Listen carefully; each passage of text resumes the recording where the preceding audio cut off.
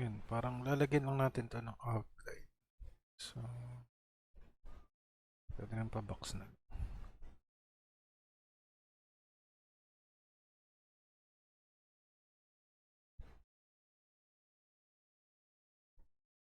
And parang yan yung magiging guide natin sa pagbutas nung sapelon. And, nyari.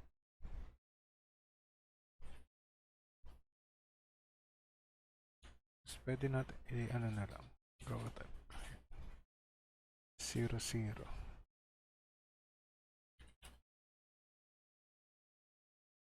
Okay. So, export machine file. USB box.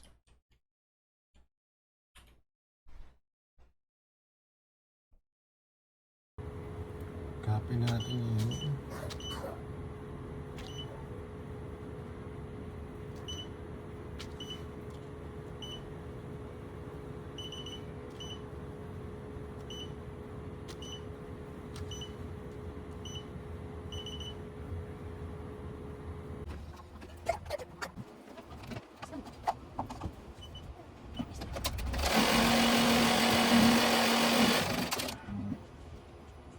Tingnan.